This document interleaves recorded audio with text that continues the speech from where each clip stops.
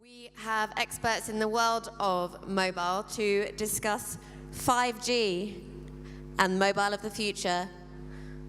Please welcome to the stage Salesforce's Rob Gashi and his panelists for Evolution of the Telco. Thank you very much.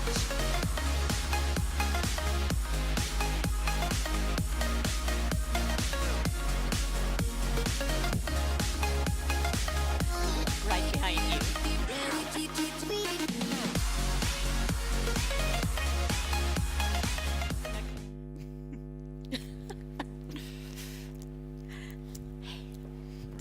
Thank you, Julie.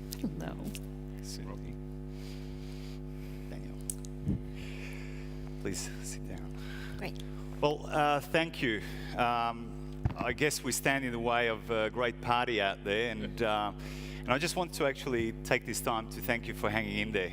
Last session of the day, it's 30 minutes, but it's a very important topic. I guess it's a riveting topic around 5G, the technology that we're really expecting in the next few years and how it's going to shape the world we live in.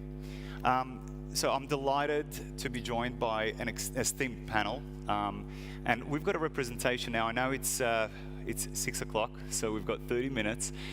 So we're going to keep this short. You can reach out and have a look at the panelists' backgrounds. So I just want to really kickstart by introducing them in terms of their role. But what we've got is representatives from operators, as well as technology providers, and venture capitalists. So the part of the views that we're going to get are fairly well rounded. So really pleased to welcome Minette. Minette Navarrete is a Vice Chairman and President of Kickstart Ventures Incorporated, and also as a Senior Vice President at Globe Telecom, focusing on new business. Julie, welcome. Julie Welch is the Vice President of Government Affairs and Public Policy, Asia Pacific for Qualcomm Incorporated, based in Hong Kong. Danial Mausoof is the Global Head of Segment Marketing for CSP Business in Nokia, based in Singapore. And Sundi, Balu and I go a long way. Sundi is the Telstra Enterprise and International Chief Information Officer based out of Hong Kong. And Sundi and I have worked quite a bit recently on panels, so it's great to have him on board. Before I start, I want to introduce the topic. I'm sure that we've all imagined the world where we could download a movie in 2 seconds, or where our fridge could actually order that ingredient that we're waiting for, a special meal we're cooking. Or maybe the idea of us entering a virtual reality world and experiencing new countries or nations just because we haven't had the opportunity to go there and really immerse ourselves. Really what this paves the way is that we are in the dawn of the 4th Industrial Revolution, and it is happening right in front of us. It's here right now, and you heard me right, it is really here right now. And what it's going to do is it's really going to shape and change the world and the experiences that we have in this world. Now, the telecommunication standard 5G, which is why we're here, is a key or essential ingredient in enabling that part of the transformation. And why is this important? Because it actually enables the Internet of Things, as we know it today, autonomous vehicles, and really something dear to my heart is the ability to deliver health diagnostics, but also interventions remotely in a reliable manner. And in talking about that, it is really important to actually see what is the role of the operator and the technology providers that are actually working in this technology. And I'm delighted to be joined on the panel by 5 esteemed colleagues that are going to be able to help us cover that off. So Minette, I'm going to start with you. Okay. Okay, so how has the role of the operator changed? And specifically now that it's the actual gatekeeper of mobile life, but also the experiences and expectations that customers have. So I'm going to start by taking issue with your question. Oh, okay, this is good. I don't think the telcos are a gatekeeper to mobile life. I think in many ways we're bridge builders. When I joined Globe 12 years ago, the Philippines had maybe 6 million people on the internet. We now have 66, 67 million people on the internet. SIM penetration has gone from 40% to 122%. There are more social media accounts than there are bank accounts. So you can see that people are beginning to adopt quite a lot of practices. I think in many ways, we've managed to bring services, content, payments, a lot of it much more economically, much more accessibly, much more easily and enjoyably. And data prices have come down 70% in the last couple of years. So really, I think the telcos have moved from just connecting people via voice and SMS. Today, this is a platform that allows people to live their lives more fully. Okay, so I like that. I like the bridge analogy. That's great. But are you doing that on your own or with? Partnerships are a key thing. So from a Globe perspective, we won't do everything on our own. We have great partners, Spotify, Disney, NBA are great partners. The role I have for venture capital is also building partnerships with the startup ecosystem. So we have fabulous startups that we work with, both offering services directly to consumers as well as enterprise customers. Excellent, excellent. Well, I really find that fascinating. So for those that haven't read Minette's background, in her own words, she's been a CEO and a COO of a number of companies, starting with scrappy Filipino startups and some of the multinationals. So I think that experience really is shown here. May I throw to Sundi, also an operator. Now, Sundi, I'm not going to throw questions about Telstra right now, so just bear with me. So from a technology perspective, if we take the analogy of a bridge builder, how do you see Telstra or Telco's role in doing that from a technology perspective? I'll build on what Minette's talking in terms of how we've become very immersive in individuals' lives. Because if you sort of look at mobile and technology, and also with the advent of 5G and where that's going, you talked about the evolution of 2G, 3G, 4G, and then 5G out. We've become dependent on mobility and the immersiveness that it actually provides. No longer is it sort of a superficial element in a person's life, but connectivity and what it provides in terms of the richness of the applications, the ability to actually go about day-to-day life has become very entrenched. And if you that's a consumer lens, and then you look at a B2B lens, for businesses to thrive, it's no longer just the connectivity, it's the the services that come on top of the connectivity that's making a big difference, right? I mean, whether you're adopting cloud, whether you're going down the blockchain path, whether we're talking IoT, all that is the richness that it actually provides. But from a technology perspective, this nature of technology being ubiquitous, in delivering the experiences for consumers and customers has become very, very powerful, right? With 5G, with the amount of data that's going to generate, with some of the capabilities in terms of latency, the geographic spread that you can actually be able to offer, the low energy consumption and some of those edge elements, that's very powerful as you look at it from an enterprise perspective, but also in terms of some of the applications in-home that can come through from that perspective as well. So I think it's a pretty exciting time when you combine where network technologies are going, where what are the traditional IT technologies are going, combined together to provide a very enriching experience for the consumer, but also some great value pools from an enterprise perspective. Okay, may I just touch on something ubiquitous? So there is a lot of conversation about the ubiquity of the service. Can you give me an example of how that might actually manifest itself in a real life experience, and how 5G is going to enable it more so than we see today? So I'll give you an example. I'll kind of personal story. When I first, Amazon launched the Echo, and I was one of the first to get a hold of it in the US and get it shipped over to Hong Kong because it was available in Hong Kong. And it became part of our household. Initially it was an additional device in there, but now pretty much, I kind of do my to-do lists, check how much time it's going to take to go to work. I'm kind of interacting with it. And the best part is my, 8-year-old son now interacts with, Amazon to find out, what he's got to do from schoolwork perspective.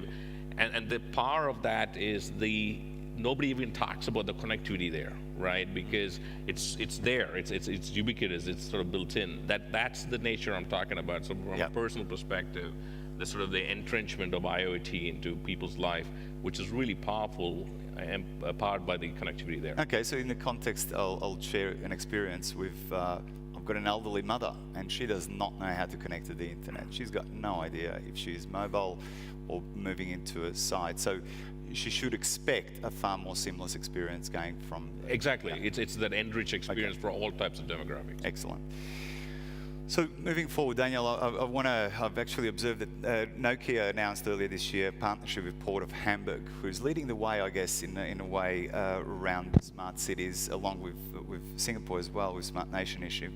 So this was in Germany, and Deutsche Telekom partnered with that to monitor real-time data to measure water gates, environmental metrics, and construction sites. Now, let's put that into context of the services that we experience today. So how will 5G technology affect the services we currently get delivered to us and that we use?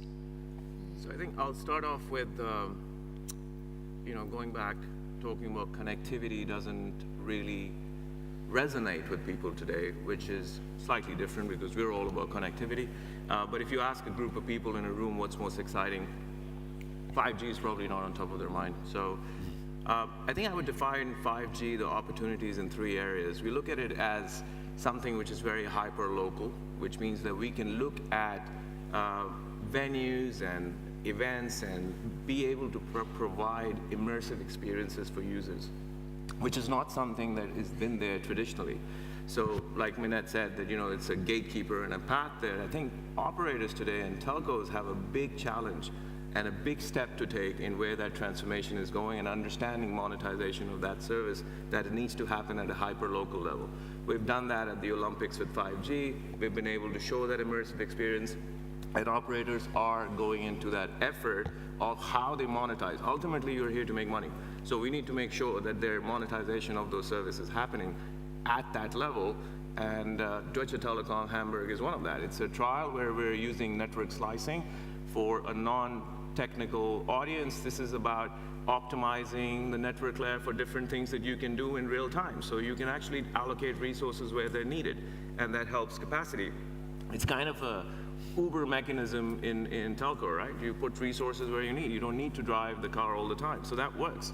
The other part of it would be from hyper-local moving into hyperscale. And hyperscale is about smart cities, and smart cities is about reliability in 5G services. If you look at mission-critical services, where you need ultra latency, we always talk about autonomous driving, and obviously that's exciting. We just did a project on mission to the moon because it was much easier to do an autonomous car at the moon rather than here. But the whole point about the fact that mission-critical services, disaster recovery, and so on requires that latency level that 5G will provide. You can bring those services in 4G, but 5G is ultimately not just about latency on the radio. It's a complete shift of architecture, which means latency at the cloud level, latency at the radio level, bringing assets closer to the edge. All of that combined will get you to that latency of 1 millisecond. Somebody here, I think it was Bernard earlier from Airbus, saying 5G doesn't allow you to get 10 milliseconds of latency. Absolutely not, because that's not what it's about. It's a combination and a complete shift of architecture enabling you to do so. And the last thing I would say is there's also the whole smart city aspect that changes the conversation that we are having with telcos today. We're into multiple use cases, discussions around how we address the enterprise market. If you look at automation in factories today, there is a number of opportunities that come together, bringing 5G in, bringing cloud architecture in, bringing the analytics in, and ultimately, obviously, driving that in a complex environment, considering user requirements, but also considering security requirements. So that's kind of how I see the models evolving within that hyper-local, hyperscale areas where opportunities will come up. Okay, all right. Julie, do you want to add anything to that? I'm intrigued by the Qualcomm angle on this, and specifically how, as in partnership with companies like Nokia, but also operators, these services are further enhanced. Yeah, absolutely. Thank you, Rob. Qualcomm is a wireless technology developer and enabler. So I think what I would add here is that 5G is going to bring not just the connectivity, but the intelligence, and it's going to bring it everywhere. So in that respect, this generation will take on a much greater role than prior mobile generations in empowering new services, connecting new industries, new devices, opening up new business models, enabling very cost-efficient use of data. We have been working on 5G designs for many years, and the technology has been designed to address a very radically diverse set of use cases. It can scale from very, very low power, low energy sensors and wearables to mission critical applications such as autonomous vehicles, remote control of critical infrastructure requiring ultra high reliability and low latency, and then also even higher data rates for high-speed backhaul, replacing Ethernet, wired Ethernet. So there is a, generally there are three categories of use cases that are being addressed. For all of the use cases fall into one of three categories, either mission critical, massive IoT, or extreme mobile broadband. It comes down to experiences, I guess. It's fascinating, and for those that, what I've read out of this is that it's not just, the technology is not just an invention, it's actually innovation of things that we're using today. So for those people that are expecting 5G, all these huge towers, now there will be an element of that, but it's really about how we're innovating in that space through the application of technology to deliver on those tenets that we discussed. And I like the angle of analytics, and going on from analytics, I guess moving forward, a topical point right now is, once people give up their data, and this is really around data privacy, their expectations are that, and they have an assurance, they need an assurance that the data is going to be used responsibly. I go back to Peter Parker, Spider-Man, what is it? With great power comes great responsibility. So I'd like to throw that to Sundi. Sundi, what role will TELCO likely play in protecting individuals' data, but also our personal lives, communities, and nations? Yeah, I think privacy and about data, it's all in the news these days for obvious reasons. And I think the first step really is really looking at it from geography perspective and the regulators, right? Because we sort of look at it beyond just the industry we operate in. The regulators actually have the public's interest in terms of what needs to happen in each geography. I mean, GDPR in Europe, some of the things that's happening in Australia, China.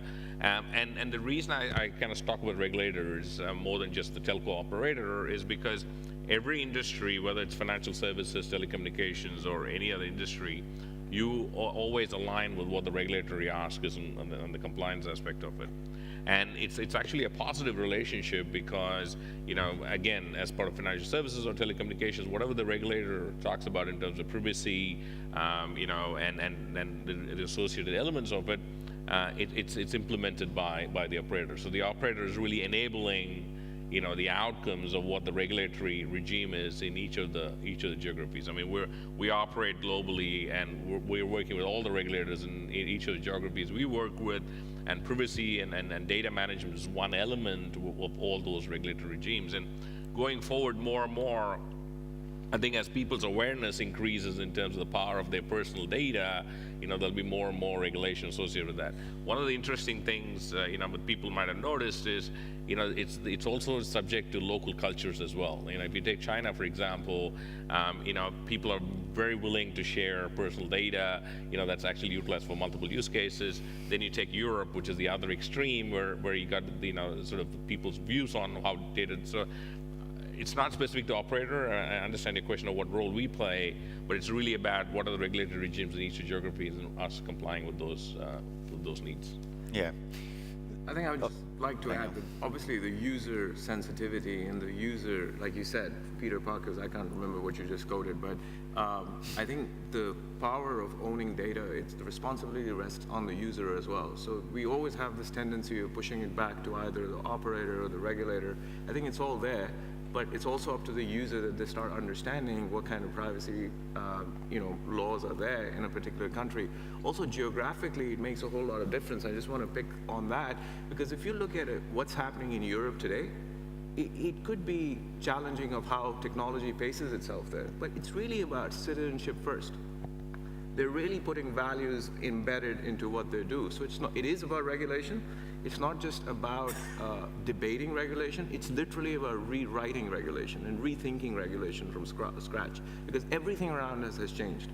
So we can't just simply rewrite two lines on a regulation and understand, and the regulators tend to do that. So the fragmented security practices across, very different in Asia, what's happening in Japan or Australia versus what's happening in Europe or North America.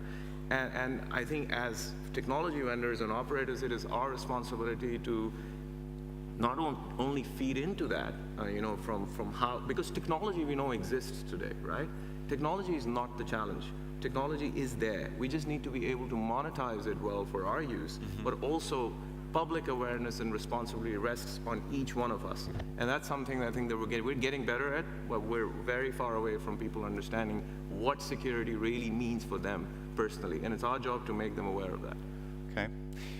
So Minette, just quickly, if you may add to that. So if you look at Philippines, developing regions, is there a specific example of how that might change or might be different? Well, I think when you look at emerging markets, Philippines being one of them, you realize that the trade-offs around privacy, around convenience, around price are, particular to that territory, and it's got to do with history and economics, but also kind of the mores of that area.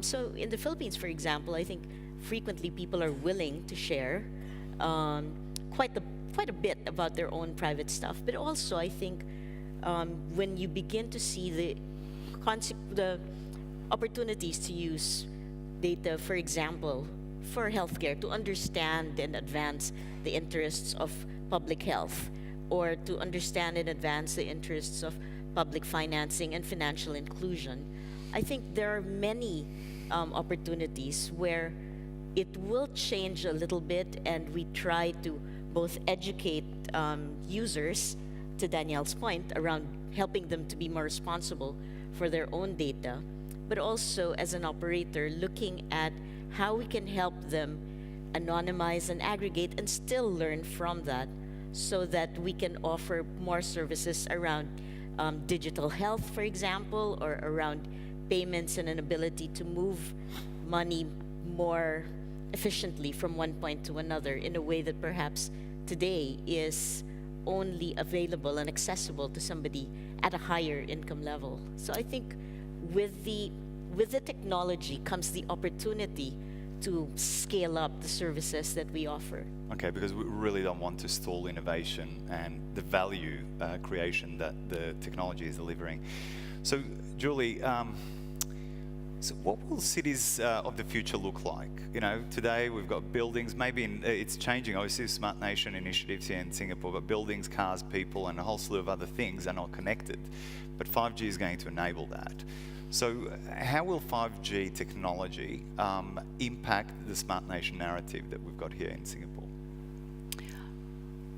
5G, technologies such as 5G are what is going to allow the Singapore government to achieve their objectives with the Smart Nation. Similarly, a number of nations around the world are implementing new Industry 4.0 economic policy priorities, and 5G technology, smart city technology is going to help these nations achieve those industrial and economic objectives as well. I can give a few examples, I think, in the smart city, automotive, industrial IoT sector, of how our urban environments will improve. Basically, the technology is bringing efficiency and safety and to these urban environments.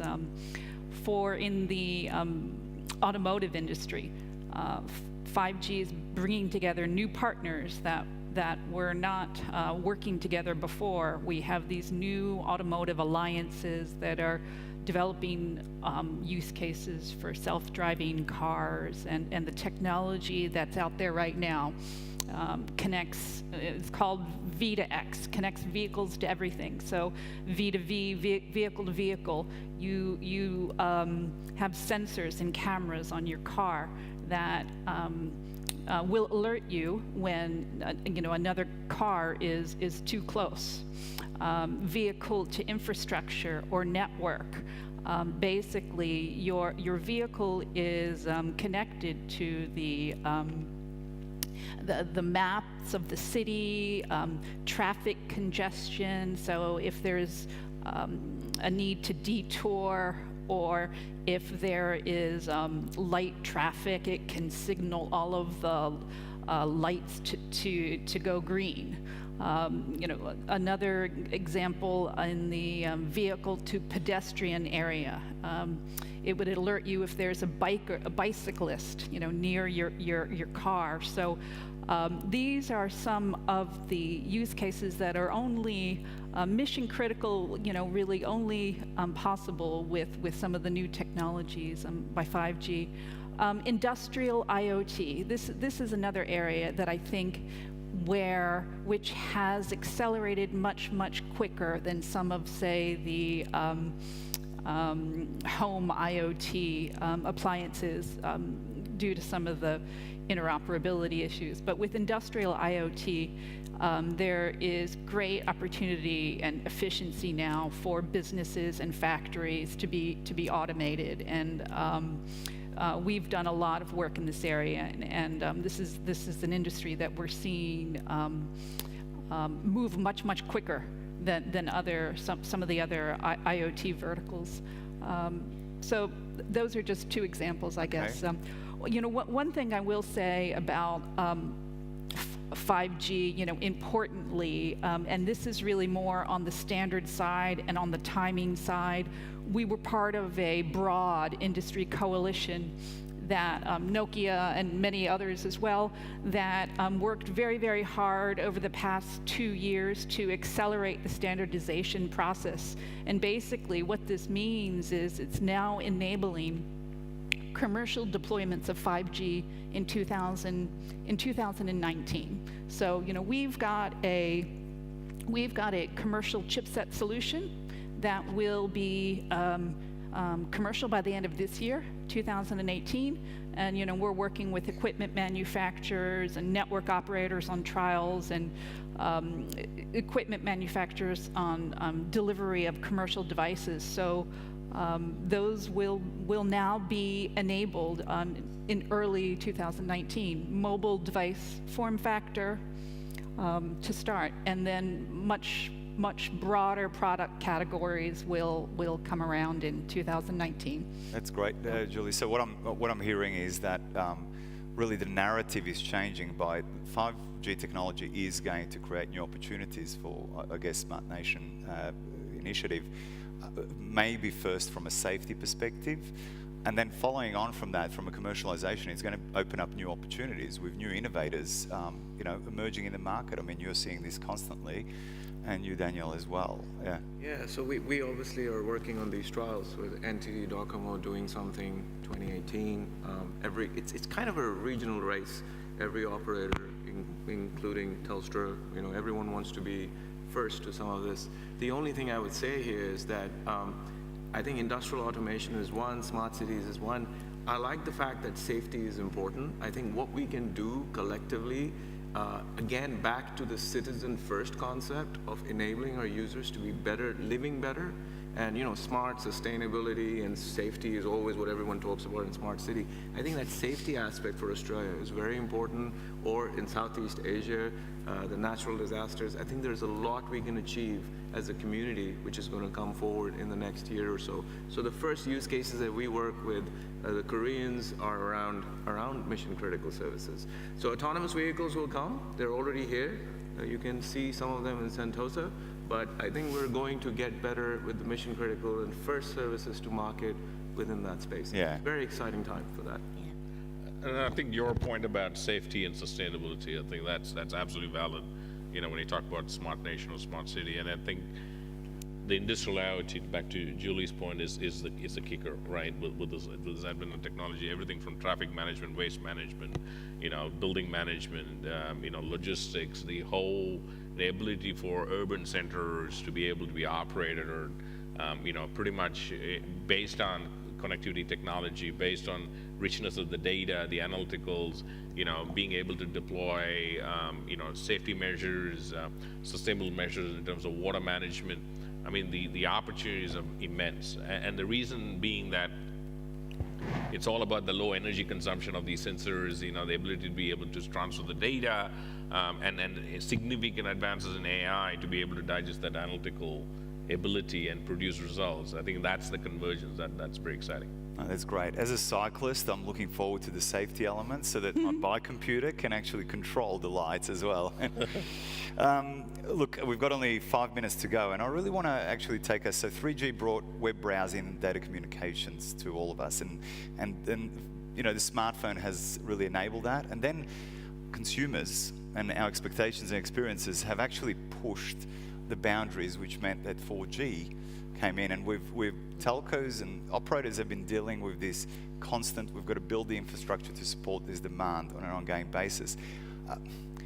5G could help scale the internet from, I guess, tens and thousands of connections and devices being connected to tens of thousands, which is massive, and experiences are really driving from an individual's perspective, as we said before at the outset, increased speed. From a healthcare perspective, you really need more reliability and reliance on lower latency. I mean, I'm not sure how many people are aware, but one of the reasons why you can't perform remote surgery, for instance, is because clinicians actually have motion sickness because there is a delay. So some of these things are really constantly changing. And on the business side, really what's dear to me is new use cases are emerging, new business models are emerging, and everybody is now obsessed and focused on customer experience. So on that note, given that 3G, 4G, and 5G are resulting from that increased and obsession of user and customer experiences, 5 years from now, how will that obsession look like, and what should we expect next? So I'd like each one of you to take a go at just articulating a future for us, where you think things are going. I'll start. Thank you, Minette. I think, when we went through 4G, and I'll pick up a word that Danial used, immersiveness. Today, I think much of what we think of as immersiveness is about drawing the user into the world, whether it's into a game or into the video. It's bringing the user in. I think 5 years from now, immersiveness will be when we bring ourselves to the context of the user, when we understand how they are using it, where they're using it. And that could be that they are, on a train that's moving at 100 kilometers per hour, or it could be that they are up in the mountains enjoying a hike. But the ability to move the data, to help them pay for things using their phones, to help, we have an investment in a company called LifeTrack that does radiology readings in under 15 minutes for hospitals in like 8 different countries.